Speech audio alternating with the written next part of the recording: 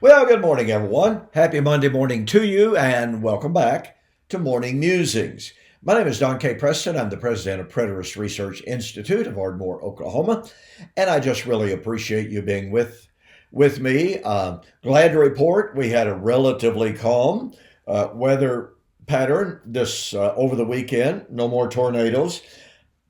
Pardon me, and had some rain.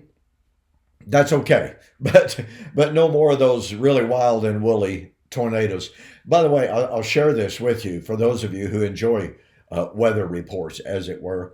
Um, Two meteorologists reported that in a place around Comanche, Oklahoma, around Hollister, Oklahoma, in a very, very isolated rural district, okay, they had a tornado. They calculated the speed to be the highest speed of any tornado of any known time in history. Both of these meteorologists, now this was reported on Facebook, so you know it's true, uh, but both of these meteorologists claimed they clocked the winds in that tornado at 260 miles an hour. As one of those meteorologists said, it would not matter where you're hiding. At 260 miles an hour, you and your hidey hole are gone. I mean, it's just almost unfathomable. And during the same storm cycle, they reported one tornado. It came down, it hit the ground, and it stayed stationary, didn't move at all for 15 minutes. I didn't even think that was possible. And then, to top it all off, one tornado, and for those of you who may not know, but tornadoes normally move from the west to the east, okay, or from the southwest to the northeast, one of the two, okay. This one particular funnel started out in the west, went northeast, turned around, and came back and traveled to the west. I mean, here in Oklahoma, that's just unheard of. It just doesn't happen. And then, in addition to that, one of the tornadoes, now most tornadoes, they go clockwise. This tornado was going counterclockwise. So, in this one storm center, that they had this incredibly anomalous things going on. It's just really quite astounding. Thankfully, that was in the countryside. There were no towns or cities that were hit or that were affected. Thankful for that. But really, really weird stuff. Okay, now back to Revelation. We are examining the feast days. Remember, Paul said in Colossians chapter 2 that the new moons, the feast days, and the Sabbaths were, when he wrote in Colossians 2:17, they were still present active, shadows of the good things that are about to come. Now, let me remind you that word that is and should be translated as about to be is from the Greek word mello in the infinitive. The Blaster-Brunner Greek grammar, Greek English grammar, says that mello, melein in the Greek infinitive, means imminence. And you can look this up for yourself, as I suggested last week. Robert Mounce, who is recognized as a tremendous Greek scholar in modern times. Just look up Robert Mounce on mello, and you will see that he says the primary definition is about to be on the point of. So there's no question, ladies and gentlemen, among lexicographers. Now, some try to argue around it by making specific text say that it mean that it can't be imminent. But look, folks, to find an exception to the rule does not establish or does not destroy the rule. I mean, It's just a basic fact of grammar and linguistics. So when all of the lexicons tell you that mello in the infinitive indicates imminence, just because you might run over here to an isolated text that it's not even talking about the same thing, and in that text it cannot mean about to be, doesn't mean that it doesn't retain its normal meaning in the other context. That would be really, really quite a bad argument. Okay, so as I pointed out to you last week, the New Moon Festival, the one feast that was preeminently the New Moon Festival was Rosh Hashanah, otherwise known as Yom Teruah. It's the Feast of Trumpets. That feast foreshadowed, typified the judgment and the resurrection, by the way, because trumpets are associated with both of those feasts. No question about it. So anyway, what we've been doing is looking at the fact that from Pentecost until the judgment, which was known as a time of waiting for the judgment, that from the time of the Pentecost, Feast of First Fruits, until Yom Teruah, that period of time was a time in which they were waiting for the Feast of Trumpet to be fulfilled. In other words, it was the time when the judgment would come in fulfillment of Rosh Hashanah. And it's so fascinating to me that after the day of Pentecost, in the epistles, what do you find? You find all of these references and the predictions of the coming of judgment and an intensification of the imminence of that coming judgment. Oh, and by the way, at the sounding of the trumpet. For instance, Paul said, 1 Corinthians 15, verse 52, at the last trumpet would be the resurrection.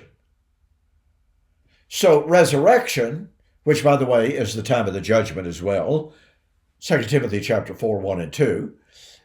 So at the sounding of the great trumpet, at the time of the judgment, you have the resurrection. 1 Corinthians 15, 52. 1 Thessalonians chapter 4. At the coming of Christ, which is the time of the judgment, Matthew 16, 27 and 28, the Son of Man will come in the glory of the Father with his angels and shall reward every man according to his works. Well, what's the time of the reward? The judgment. So the coming of the Lord and the judgment are the same thing. So when we find references to the coming of the Lord, we are finding references to the time of the judgment. And in 1 Thessalonians chapter 4, we have the sounding of the great trumpet at the coming of the Lord, which is the coming of the Lord for the judgment. You see how all of these interplay with one another. They're interlocked with one another. And I had someone just recently say, show me one text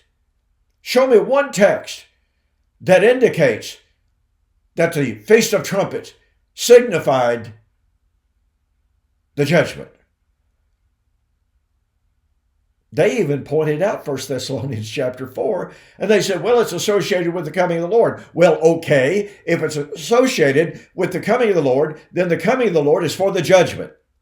So if the Feast of Trumpets is linked to the coming of the Lord, and it is, then the Feast of Trumpets is associated with the time of the judgment. And thus, challenge solved. So, and by the way, obviously, there are other texts as well that talk about the sounding of the trumpet. Let's look at one more very quickly, shall we? In Revelation chapter 10 and verse 6 and 7, John said he saw an angel declaring the imminent sounding of the seventh trumpet. And when the seventh angel would be about to sound the seventh trumpet, the mystery of God foretold by the prophets would be fulfilled. So, seventh trumpet, the mystery of God foretold by the prophets would be fulfilled. And look, folks, if you do not have Peter Leithart's volume number 1 of his Revelation commentary, you really need to get it just to read his comments on Revelation chapter 11. Really, really good. Okay, anyway, so what happens at the time of the sounding of the seventh trumpet? Well, Revelation chapter 11, 15 and following, there was a great sound of a great voice in the heavens saying that they were going to rejoice because, speaking of Yahweh, speaking of the Father, you have taken your great power and have begun to reign. And it is the time of the dead that they should be judged. For your wrath has come. I wonder if wrath and judgment have any relationship to each other. Your wrath has come, and the time of the dead that they should be judged. You see, here we have, once again, the interlocking of all of these eschatological concepts and motifs linked directly to the sounding of the trumpet. You can't deny that. Well, that means that when we come to the book of Revelation and we encounter this overwhelming sense of imminence in the book, from the first of the book to the last of the book, it means that all efforts to negate, to deny, to mitigate all of these time statements is a miscarriage of hermeneutic. It is an abuse of exegesis. More to the point today, I'm almost out of time, so we'll have to pick this up tomorrow. In Revelation chapter 1 and verse 1, the revelation of Jesus Christ, which God gave to him to show to his servants things which must shortly come to pass. Well, that shortly come to pass is from the Greek term intakai.